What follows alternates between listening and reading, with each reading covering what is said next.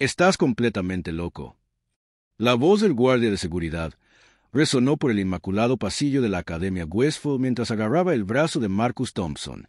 ¿Un delincuente convicto enseñando a niños? ¿Te das cuenta de la clase de demanda que esto podría acarrear? Marcus permaneció inmóvil, con las manos curtidas a la espalda, mientras 3 agentes de seguridad lo rodeaban. A sus 38 años, había aprendido que los movimientos repentinos solo empeoraban las cosas. Su uniforme gris de mantenimiento lucía el logo de la academia, pero las miradas sospechosas le indicaban que eso ya no importaría. «Señor, solo estaba ayudando con la tarea durante mi hora de almuerzo», dijo Marcus con calma, aunque el corazón le latía con fuerza. Detrás de él, a través de la ventana del aula, pudo ver a Emma Richardson, la hija del multimillonario, observando con los ojos abiertos y asustados. El jefe de seguridad, el agente Walls, se acercó. Su placa reflejó la luz fluorescente. Las verificaciones de antecedentes no mienten. Thompson, 8 años en una prisión estatal por robo a mano armada. ¿A qué clase de juego enfermizo estás jugando? Lo que no sabían era que Marcus había pasado esos 8 años obteniendo 2 licenciaturas por correspondencia, devorando todos los libros que ofrecía la biblioteca de la prisión. Matemáticas, literatura, ciencias, filosofía, materias que le habían mantenido la cordura intacta cuando los muros de hormigón intentaban aplastar su espíritu. Se había graduado con honores en ambos programas, logros que no significaban nada para un mundo que solo veía sus antecedentes penales. 3 meses atrás, cuando empezó a trabajar como conserje en la Academia Westfield, Marcus nunca tuvo la intención de involucrarse con ninguna estudiante. El sueldo era decente, el trabajo honesto. Lo más importante, nadie le preguntaba sobre su pasado mientras vaciara los cubos de basura y fregara los suelos sin causar problemas. Pero Emma Richardson era diferente. Mientras otros niños de su edad jugaban con tablets caras durante las pausas del almuerzo, ella se sentaba sola en aulas vacías, luchando con álgebra básica que debería haber sido sencilla para un estudiante de 7º grado. Marcus había notado sus lágrimas de frustración durante sus rondas diarias de limpieza, los deberes arrugados en su papelera, la forma en que miraba los problemas de matemáticas como si estuvieran escritos en un idioma extranjero. «La niña tiene dificultades», le había comentado Marcus en voz baja a su maestra, la señorita Carter, una tarde después de ver a Emma derrumbarse por un examen reprobado. «Me di cuenta de que tiene problemas con las fracciones y las ecuaciones básicas». La señorita Carter se había reído con desdén, sin levantar la vista de su café de marca. ¿Y crees que una conserje sabe más que nuestros profesores de matemáticas certificados con títulos avanzados? Ya lo averiguará o su padre contratará a otro tutor caro. Pero Marcus había visto algo en las lágrimas de frustración de Emma que le recordaba a su hermana menor, a la que no había logrado proteger antes de que su vida se desviara hacia la delincuencia y el encarcelamiento. Así que empezó a dejar pequeñas notas junto a su escritorio durante su rutina de limpieza. Explicaciones sencillas escritas en trozos de papel. Diferentes enfoques para los mismos problemas que, de alguna manera, hacían que los números cobraran sentido. Las notas funcionaban como magia. Las notas de Emma mejoraron drásticamente en cuestión de semanas. Empezó a quedarse después de clase, fingiendo organizar los materiales mientras Marcus, en silencio, le mostraba atajos y técnicas que le permitían comprender el álgebra de una forma que sus costosos tutores jamás lograron. Sus sesiones se convirtieron en el momento culminante de ambos días. Una chica brillante que por fin comprendía su potencial y un hombre olvidado que recordaba lo que se sentía al marcar una diferencia positiva. Pasó de reprobar a estar en el cuadro de honor en 2 meses, le dijo Marcus al agente Walls, intentando mantener la voz firme. Pregúntale a sus profesores. Revisa sus resultados en los exámenes. Nunca hice nada inapropiado. No importa lo que hayas hecho o dejado de hacer, replicó Walls con brusquedad. Eres un delincuente convicto que mintió en su solicitud de empleo. No deberías acercarte a menos de 100 metros de niños. Punto. Hasta hoy, cuando alguien nos vio trabajando juntos y llamó inmediatamente a seguridad. La pista anónima afirmaba que Marcus estaba engañando a la chica Richardson, usando sus deberes para acceder a la familia más adinerada de la escuela. El señor Richardson volará personalmente para encargarse de esta situación, anunció el oficial Walls, consultando su radio con evidente satisfacción. ¿Un delincuente cerca de su hija? La reputación de esta escuela está en juego. Ya no tienes nada que hacer aquí, Thompson. Marcus sintió una opresión en el pecho al sentir el peso de la inevitabilidad. Richard Richardson, magnate tecnológico, millonario, el tipo de hombre capaz de destruir vidas con una sola llamada. El tipo de hombre que jamás entendería que a veces las personas más destrozadas albergan la sabiduría más profunda, forjada en el fuego de la consecuencia y la redención. Mientras el equipo de seguridad debatía si llamar a la policía inmediatamente o esperar a que llegara Richardson, Marcus captó la mirada de Emma a través de la ventana. Ella apretó su pequeña mano contra el cristal, con lágrimas corriendo por su rostro, sus labios moviéndose en palabras que él no pudo oír pero entendió a la perfección. Lo siento. En ese momento, hizo una promesa silenciosa. Pasara lo que pasara, no la dejaría pensar que era culpa suya.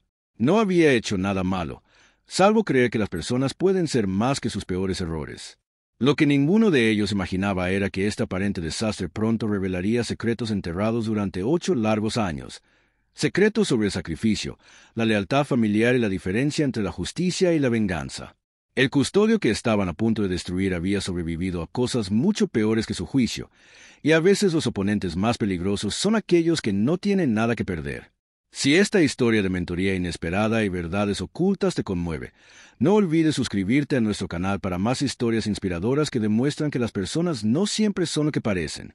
El helicóptero negro aterrizó en el césped impecable de la Academia Westfield exactamente 47 minutos después, con sus rotores azotando frenéticamente el césped perfectamente cuidado. Richard Richardson apareció con su característico traje azul marino, flanqueado por 2 abogados y su equipo de seguridad personal. Los estudiantes pegaban la cara a las ventanas de las aulas, observando el espectáculo que se desarrollaba como una escena de película. ¿Dónde está? La voz de Richardson resonó por el patio mientras se dirigía al edificio principal, con sus zapatos de cuero italiano resonando contra los escalones de mármol. A sus 52 años, el multimillonario tecnológico había construido su imperio sobre el control y la precisión. La idea de que un delincuente convicto hubiera estado cerca de su hija durante meses le hacía hervir la sangre con una rabia que no había sentido desde sus primeras batallas corporativas. Dentro del despacho del director, Marcus permanecía sentado en silencio en una incómoda silla de plástico mientras Richardson paseaba de un lado a otro como un depredador enjaulado. El contraste era evidente. La demanda de $5,000 de Richardson contra el desteñido uniforme de mantenimiento de Marcus, poder contra impotencia, privilegio contra castigo. 8 años por robo a mano armada. Leyó Richardson desde su tableta, con la voz desbordante de disgusto y apenas contenida la furia. Violencia, robo, total desprecio por las normas sociales. ¿Y ustedes lo dejan cerca de niños? ¿Cerca de mi hija? El director Ayes se removió incómodo detrás de su escritorio, con la frente perlada de sudor. Señor Richardson, seguimos todos los protocolos legales. Se completaron las verificaciones de antecedentes, pero su desempeño laboral ha sido ejemplar durante 3 meses. Sin incidentes, sin quejas. ¿Ejemplar? La risa de Richardson fue aguda y fría, resonando en las paredes de la oficina. El hombre apuntó con una pistola a la cara de una persona inocente, aterrorizó a un empleado de la tienda para obtener dinero de la droga, y me habla de su desempeño laboral. Lo que Richardson no sabía, lo que nadie sabía excepto Marcus y otra persona, era que Marcus nunca había empuñado esa pistola.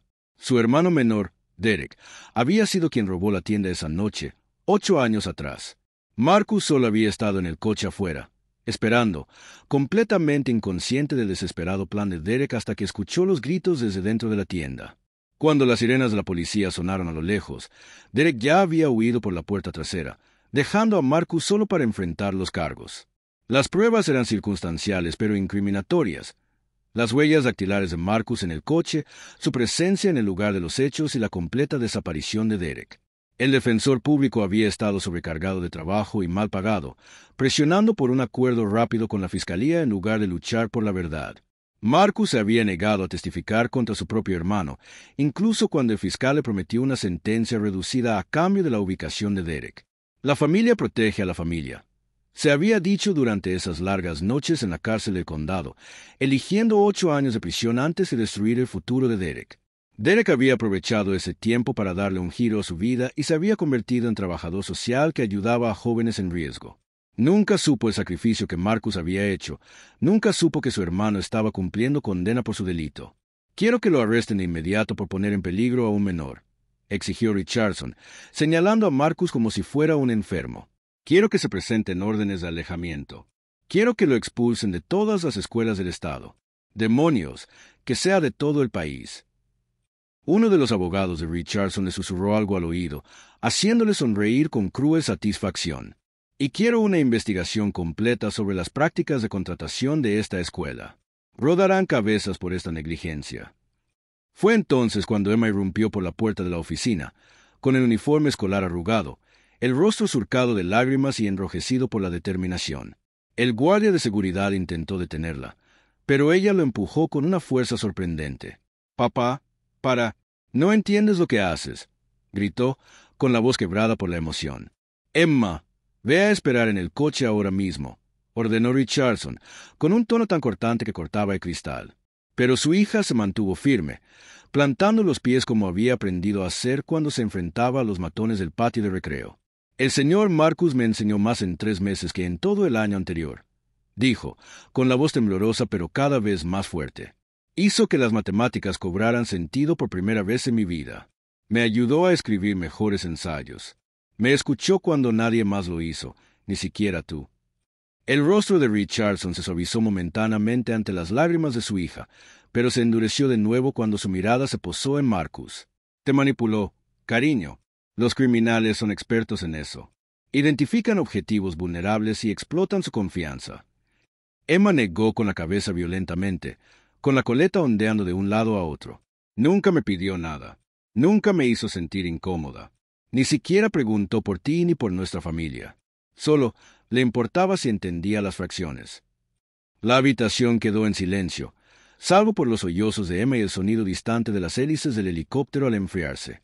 Marcus observó a esta chica de 13 años, hija de uno de los hombres más poderosos de Estados Unidos, defenderlo con más valentía que la mayoría de los adultos. Le dolía el pecho con una emoción que no había sentido desde la muerte de su hermana años atrás. «Tienes exactamente 10 minutos para recoger tus cosas», le dijo Richardson a Marcus con frialdad, mirando su Rolex con precisión teatral. «Después de eso, si te veo a menos de 1 kilómetro de mi hija o de esta escuela, te haré volver a la cárcel tan rápido que te dará vueltas la cabeza». El teléfono de Richardson vibró con lo que Marcus supuso eran mensajes del equipo de relaciones públicas del multimillonario, quienes ya estaban trabajando para manipular la historia antes de que dañara la reputación de la familia. «Y ni se te ocurra hablar con los medios», añadió Richardson con una sonrisa petulante. «Tengo más periodistas de los que puedes contar». Mientras Marcus se levantaba para irse, notó algo que Richardson había pasado por alto en su furia. El libro de álgebra de Emma estaba abierto sobre el escritorio del director, lleno de soluciones perfectas a problemas con los que había lidiado durante meses. Todo escrito de su puño y letra, pero usando técnicas y atajos que ningún profesor de Westfield le había enseñado jamás. Pero lo que Richardson realmente no entendía era que el verdadero crimen de Marcus no había sido el robo de 8 años atrás. Era un secreto tan devastador que lo había impulsado a proteger a Derek a cualquier precio, un secreto relacionado con la muerte de su hermana menor que pronto saldría a la luz y cambiaría todo lo que Richardson creía saber sobre la justicia, la lealtad y el precio de los lazos familiares. Cada palabra de rechazo, cada mueca de disgusto, solo reforzaba algo que ardía silenciosamente en el interior de Marcus. No era ira, sino una determinación que hombres como Richardson no podían reconocer porque nunca habían tenido que luchar por el derecho a ser vistos como humanos y no como una simple estadística más del sistema de justicia penal. El multimillonario no tenía ni idea de que acababa de declararle la guerra a alguien que ya había sobrevivido lo peor que la sociedad podía ofrecer, alguien que entendía que el verdadero poder no provenía del dinero ni de los contactos, sino de la silenciosa fuerza de saber que lo había sacrificado todo por sus seres queridos. 2 semanas después de su expulsión de la Academia Westfield, Marcus estaba sentado en la biblioteca pública del centro, rodeado de libros de derecho, ordenadores portátiles que parecían más viejos que su condena y montones de documentos impresos que contaban una historia que Richardson nunca quiso que se revelara. Las luces fluorescentes zumbaban en lo alto mientras trabajaba metódicamente entre los archivos corporativos, con su cuaderno lleno de fechas, nombres y contactos que pintaban un panorama inquietante. La bibliotecaria, la señora Chen, se había convertido en su inesperada aliada tras enterarse de su situación a través de las desesperadas publicaciones en línea de Emma buscando a su profesor, el señor Marcus. Periodista de investigación jubilada, la señora Chen reconoció las señales de un hombre con una misión de justicia en lugar de venganza. La gente de Richardson volvió a llamar ayer, susurró la señora Chen, deslizando otro precedente legal sobre la mesa de madera deteriorada. Querían saber si había estado investigando algo sospechoso, especialmente algo relacionado con su familia o intereses comerciales. Les dije que había estado estudiando derecho educativo y casos de derechos civiles. Sonrió con tristeza, ajustándose las gafas de lectura. Lo cual es técnicamente cierto, pero no toda la verdad.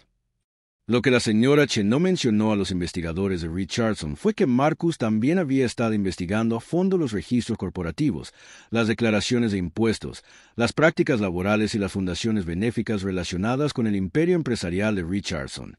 Sus 8 años en prisión le habían enseñado paciencia y a investigar metódicamente, habilidades que resultaron invaluables a navegar por bases de datos legales y registros públicos que la mayoría de la gente nunca se molestaba en examinar. Marcus había descubierto algo fascinante oculto en los registros laborales de Richardson Tech. Si bien la política oficial de la compañía establecía tolerancia cero con antecedentes penales, la lista de ejecutivos contaba una historia completamente distinta.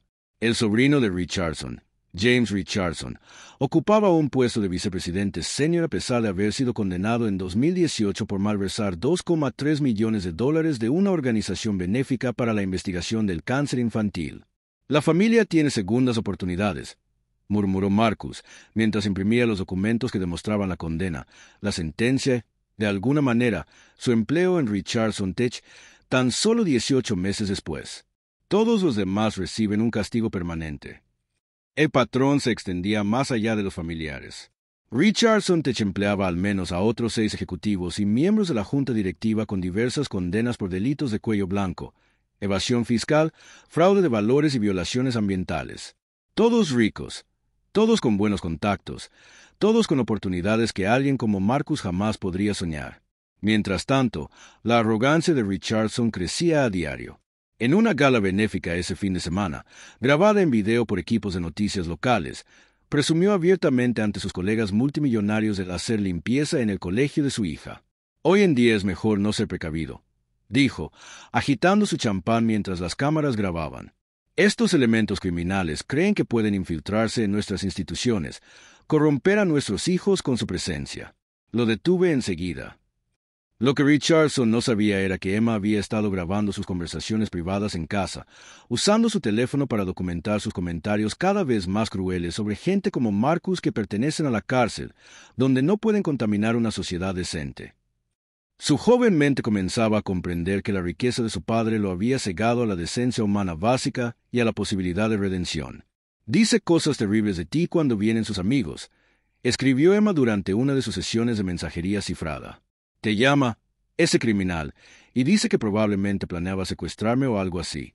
Intenté contarle sobre mis calificaciones, pero simplemente me compró una laptop nueva en lugar de escucharme. La revelación llegó cuando Marcus descubrió algo que le hizo temblar las manos mientras sostenía las páginas impresas. La Fundación Benéfica de Richardson, que decía apoyar programas de segunda oportunidad para jóvenes desfavorecidos, en realidad nunca había financiado un solo programa para alguien con antecedentes penales. En cambio, el dinero se destinaba a internados de élite, clases particulares para familias adineradas y programas de becas que excluían explícitamente a cualquiera con una condena mínima por delito menor.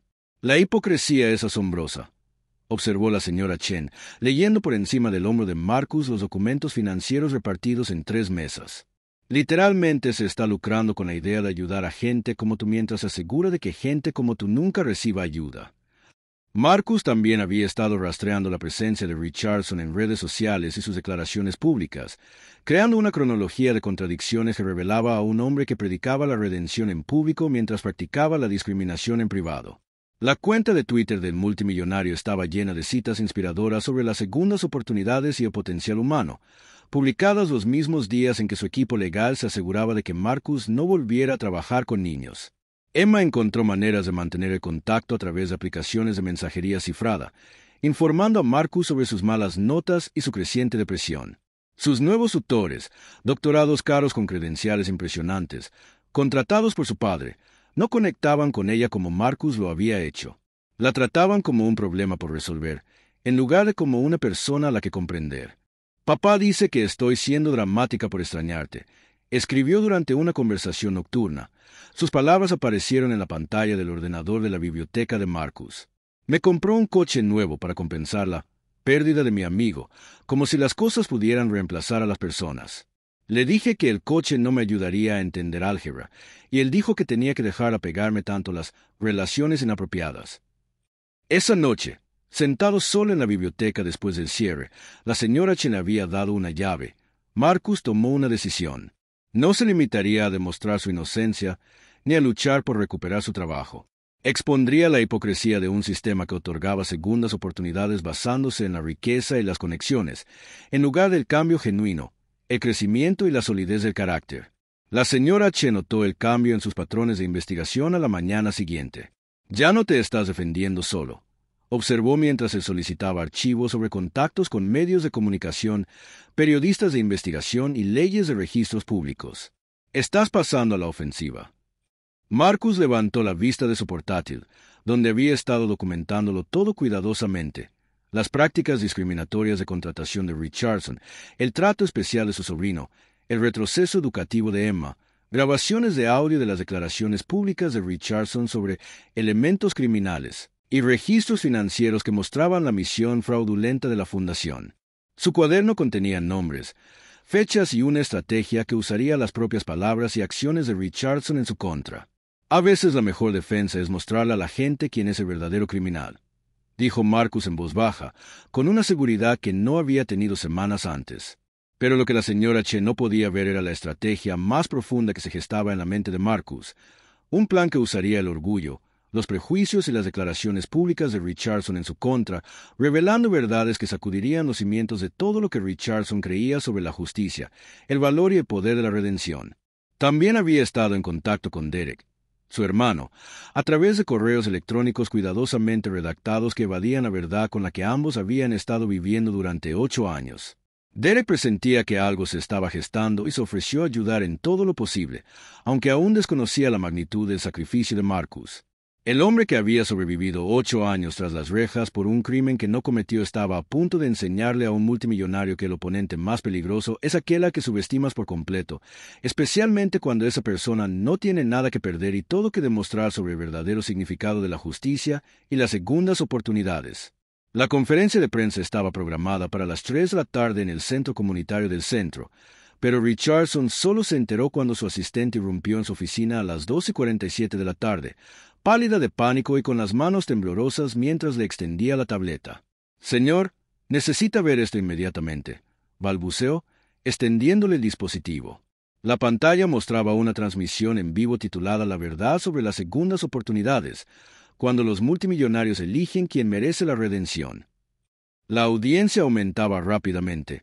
15,000, 25,000, 50,000, personas observando en tiempo real. A Richardson se le heló la sangre al ver a Marcus Thompson, impecable con un traje gris oscuro prestado que no se parecía en nada al conserje a que había despedido, sentado tranquilamente junto a la periodista de investigación Sara Martínez.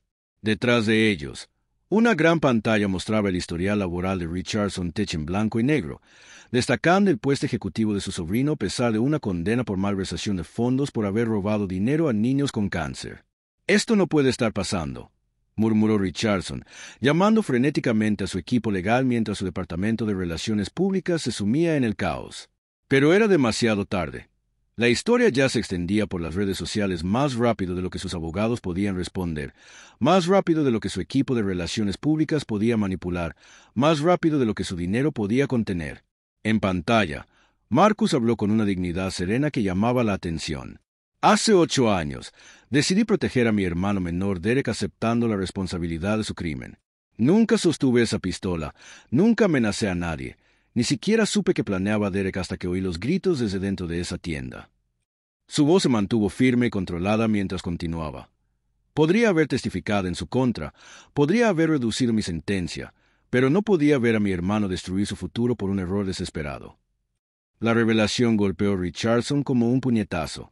Todo lo que creía sobre Marcus, cada suposición que había hecho, cada palabra cruel que había pronunciado, todo se derrumbó en ese momento mientras la verdad reescribía la narrativa que había construido en su mente.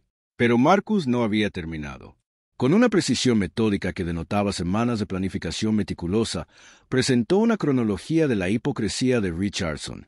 Grabaciones de audio que Emma había hecho en secreto se reproducían por los altavoces. La voz de Richardson afirmaba claramente que gente como ese convicto debería ser excluida permanentemente de la sociedad decente, mientras alardeaba en cenas de haberle dado a su sobrino un nuevo comienzo después de su pequeño problema legal. El señor Richardson cree que las segundas oportunidades deberían depender de la cuenta bancaria y las conexiones familiares, dijo Marcus, mirando directamente a la cámara con ojos que no reflejaban ira, solo firme determinación. Su sobrino malversó $2,3 millones de una organización benéfica para niños, dinero destinado a financiar la investigación del cáncer, y recibió un despacho 18 meses después. Protegí a mi hermano de sus propios errores y recibí una prohibición de por vida de contribuir a la sociedad. El teléfono de Richardson explotó con llamadas de miembros de la junta directiva, inversores y empresas de gestión de crisis.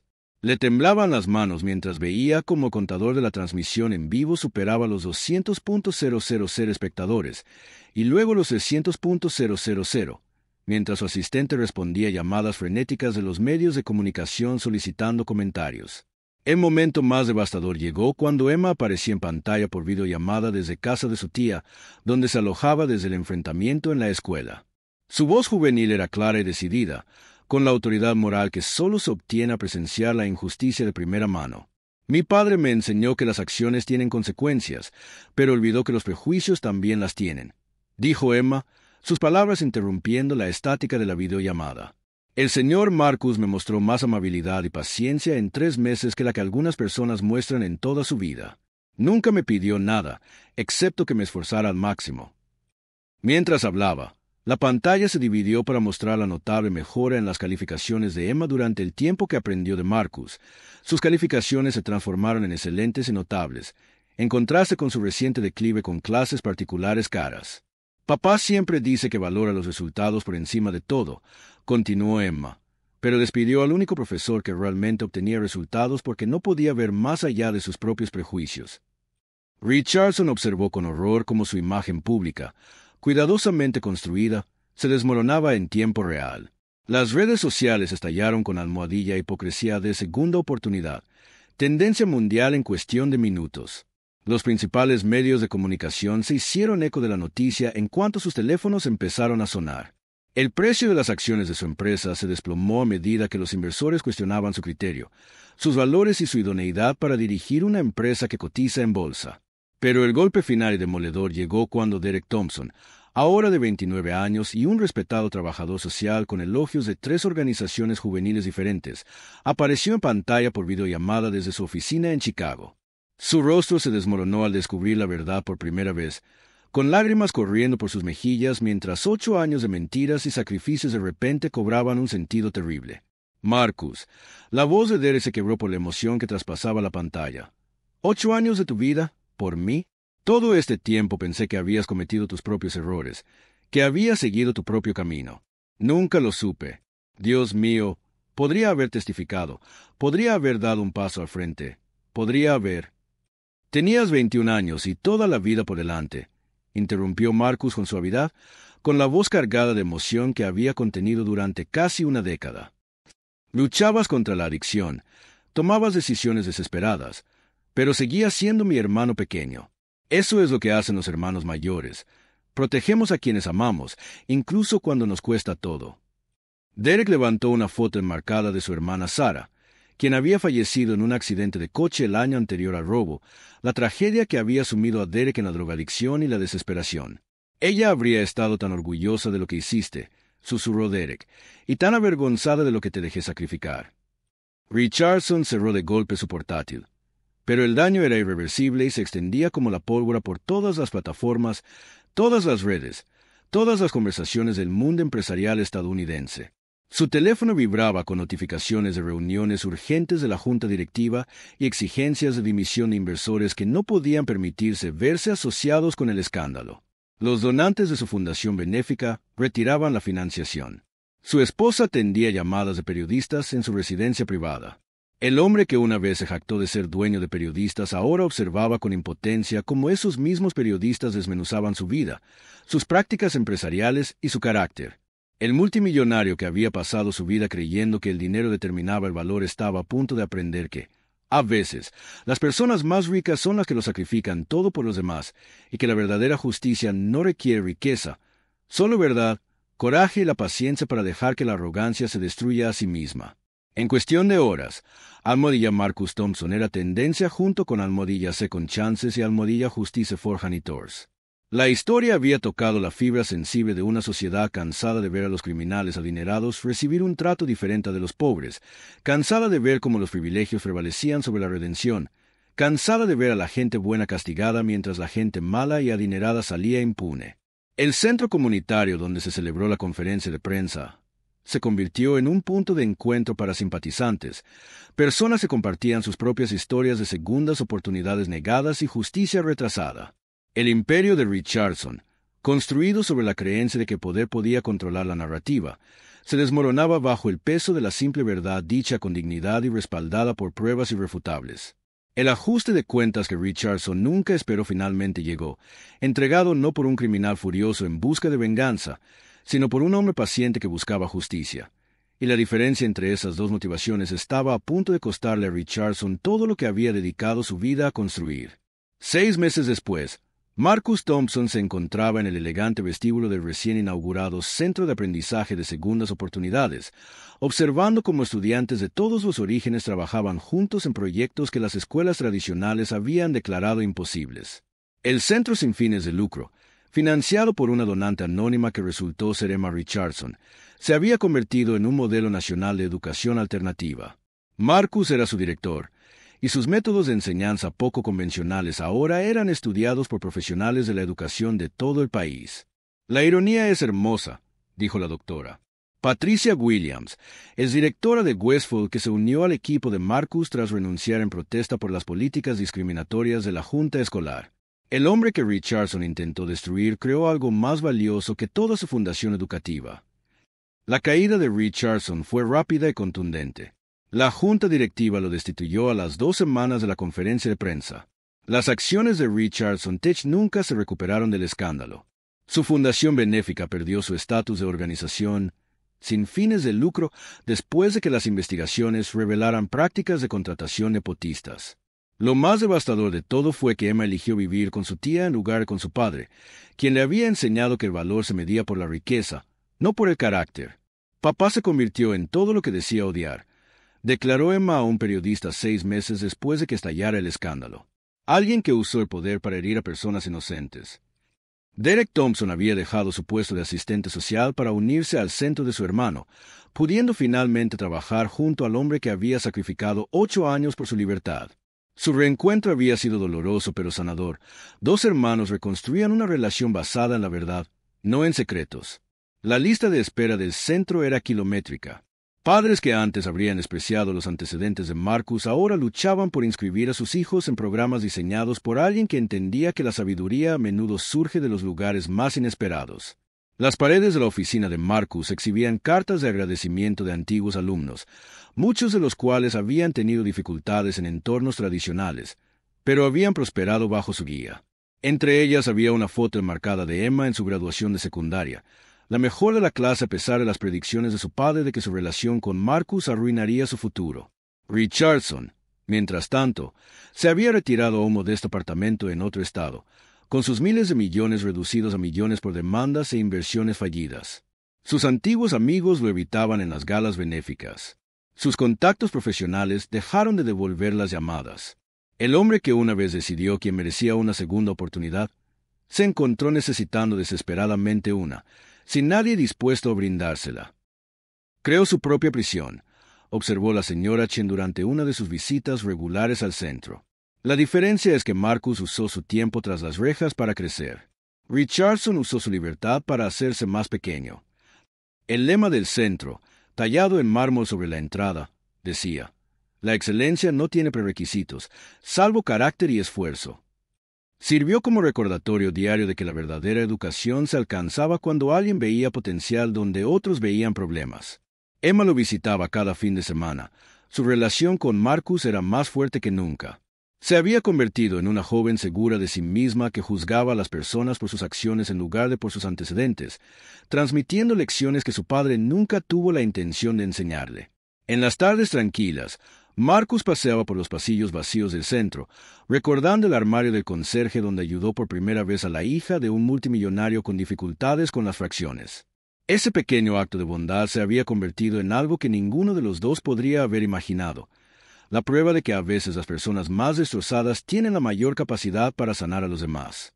Richardson intentó destruir a Marcus, pero terminó destruyéndose a sí mismo.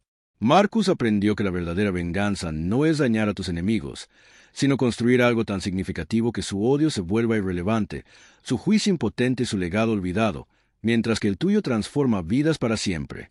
Si esta historia te conmovió y te recordó que las segundas oportunidades pueden crear futuros de primera clase, suscríbete a nuestro canal para leer más historias inspiradoras que demuestran que la mejor manera de superar a quienes dudan de ti es convertirte en todo lo que dijeron que no podías ser.